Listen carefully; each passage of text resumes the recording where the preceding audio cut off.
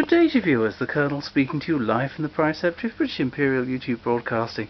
As you can see, not much tidying's being done, and I've got tenants moving into this place in a week or so. This is the the staff flat above the coach house, but I don't have any staff, and I do need income, like everybody else. Anyone who says they don't is a liar. What have we got here? Now, I was rummaging amongst the machines that came in a couple of weeks ago, and in a dark corner of the stables underneath here, I found this and a couple of other machines that escaped being flogged wholesale, like the other stuff, the other machines from that collection were. And I thought, oh, I'll dig this out this morning. And it's cleaned up remarkably well. It was so filthy and grimy with, well, dirt and cigarette smoke and that. It looked like, well, in fact, you couldn't see the inlay. And I don't know whether you can catch that yet. Can you see that? That's the original finish. It's very slightly alligatored or crocodiled, as some sort of strange reptilian reference collectors make to this finish. It's the bituminous varnish used by HMV. It's also used for pictures. Not that one, luckily. That was cleaned very easily by myself. But what happens is the bitumen in the varnish is lovely and glowing when new, but old age turns it back, well, more or less to its original substance. That's why you see pictures that are, particularly Victorian pictures, that have gone black, and you see the craquelure in pictures, and that's what's happening here. And in the pictures, it opens up, and you see cracks, and the paint is. So it all has to be restored. But this, luckily, being mahogany, doesn't really matter. But as you can see, there's the top, also inlaid. The sides are inlaid. Lovely, but it cleaned up a treat, and it's all the original finish. I don't know whether you can see you might just be able to catch the crocodiling on there. It's not too bad. I'm not going to do anything more with it. I'm not going to sort of strip it down, because these things don't look very good after they've been stripped. There's the interior. See, that's not affected. That's the original shiny surface. Right, let's open it up. Now, when I was mucking about, I was very fortunate. I took the motor out to see what was wrong with it, and there was nothing wrong with it. It just needed gently lubricating, as they say. And I found the key. So there we are. You don't often find them with these. Let's put it there so you can see it. There you go. It's got a G in it for Gramophone Company. There you go. Oh, I'll just drop that, viewers. Right, there we go. And that's how the lock comes up. Right, put that in there because I'll impale myself on it. But these machines are really rather underrated. Oh, I was going to show you the horn in these things. That's annoying. I don't think I can get that motor out single-handedly. But one thing you'll notice that the motor is not screwed down. There are no screws holding this motor down. It is just resting in there. Exhibition soundbox, long throw, tone arm. I've rebuilt this particular soundbox. This is the original. Let's put that record somewhere safe, because we'll play that in a moment. It is awfully rare. Now, if I take this turntable off, there you go. It's got the rocking turntable. It's got that massive metal plate, Denniston pattern brake, usual speed control.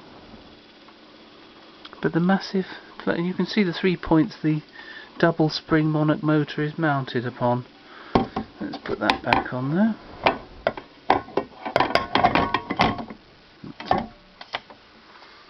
Right, now if I put you down for a second, not quite sure where, there we go, you can have a look in there. I will attempt to get the motor out, but it's not the easiest job in the world. There we go. That's not it. There we go. Oh, golly, that's hard work. Make sure you don't fall inside, viewers. Right, let's take that out, put that down somewhere.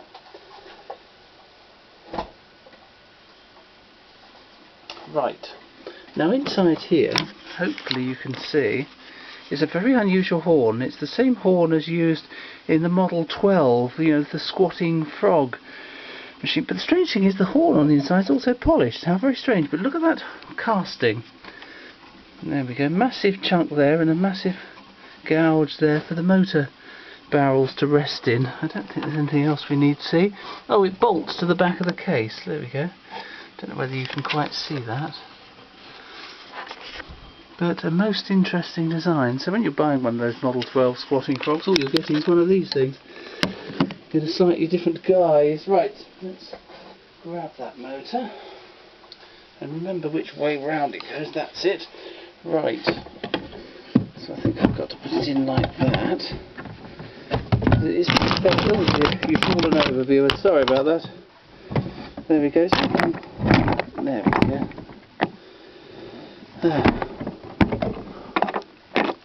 Make sure the G key doesn't fall in that again. No, it's not gone down there quite. There we go. Is that it? No, that's not it. That's better. Right. Sorry about that. Here we go. Let's re-engage the motor, and as you see, there's a trademark. It's that picture frame trademark. You may not be able to see it terribly well. Right. And we'll play a record, and we'll use several sound boxes. Those two sound boxes there, the 4-spring Expert and the Meltrope number 2, didn't come with this. Right, let's make sure we've got plenty of steam in there. What we're going to do is try it playing it, because these machines are underrated. They don't make a lot of money. You know, a couple of £100 or less will get you a jolly good one of these. It's not a huge sum of money. I know some people will say, well, I can get a better sound from a later machine. Well, yes, but you don't quite get the elegance, do you? This, I should say, this is a Model IXa, I believe they're called. I think they're the first one to use the cast iron horn. 1910, 1912, something around that sort of period. Anyway, and that horn, I should say, is actually a Victor horn. That comes from a Victor tabletop. And although these ones have a flare here, the Victor ones don't. They're about that deep. It's sort of like a letterbox where the sound comes out. They were abandoned fairly quickly and got dumped on HMV. Here we go with this Master's Voice B1158 Hotel Pimlico by Redstone, from A Night Out musical comedy sung by Peter Dawson, of all people. He would sing anything. Right, here we go.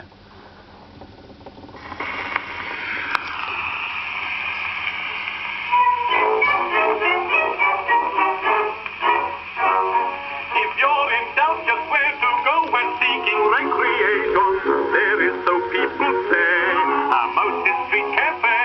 The only perfect place to try a clandestine flirtation, where no one ever knows, where no one goes, and where they say propriety's content to doze. This wonderful place is closed. The Hotel Pimlico is a place where you should go. You could even take your wife, put on your life to let them know. It may be so and so, but when the lights are low, there isn't a spot that is quite so hot as the Hotel Pimlico. Hotel Pimlico. The Hotel Pimlico is a place where you should go. You can even take your wife, put on your life to let them know. It may be so and so, but when the lights are low, there isn't a spot that is quite so hot as the Hotel Pimlico. Hotel Pimlico.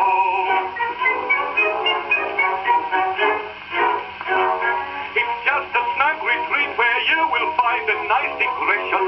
So leave your wife behind. Who knows what you will find?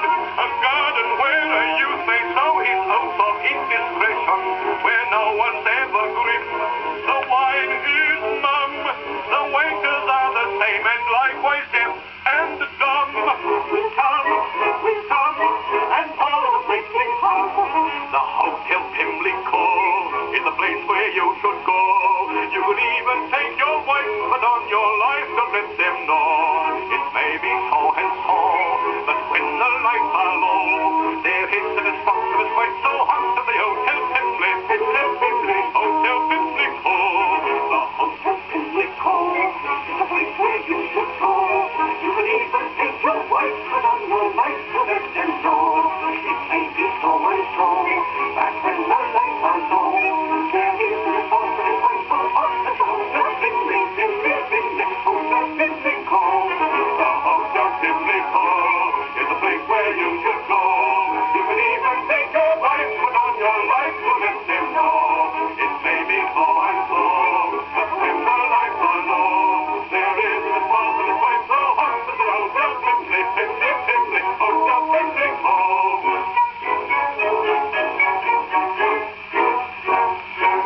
Oh, there we go. That wasn't too bad at all. I have rebuilt that exhibition soundbox, I should say. I should also say it's not the original handle. Didn't come with one, and I had to dig that out of my handle drawer, Mrs. Right, we'll take that off of there. Then we'll try it with the Meltrope 2, I think that is. Oh, no we won't. That's got the wrong rubber in the back. Oh dear. Sorry about that, viewers. We will have to try it only with the with the Expert 4-spring. There we go. That wasn't me making that noise. It was the sound box. Right. Let's put a bit more steam in there. It's still incredibly dusty in here, but it seems to be one of these machines that's never had anything done to it. It's never been mucked about with, which is wonderful. It's rare as well. Right. Because this thing's now what? 105 years old, perhaps?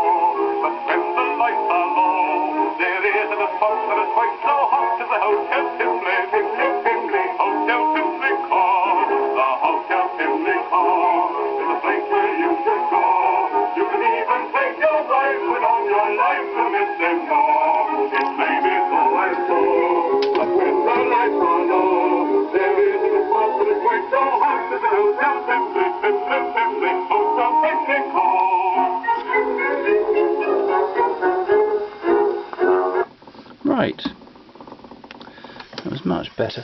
Well, I think we'll test another record. Let's test a slightly later record. Take that 4-spring off there. Or should we? No, we'll leave it on there. And we'll play something a bit later. Right, let's find something. Put that back. Oh, this looks interesting. Yes, I don't think we'll play that one. Yeah, why shouldn't we play that one? Yes, I'll put a picture of this on the listing. Electrola, number EG3714, Teddy Bar's Picnic by Bratton played by Alfredo Campoli, mit seinem Orchester, and it was sold by Music House Nicky at Düren. The address is Adolf Hitler Strasse 7A. Wonder if they've renamed that street since then. Never know, do you? Here we go.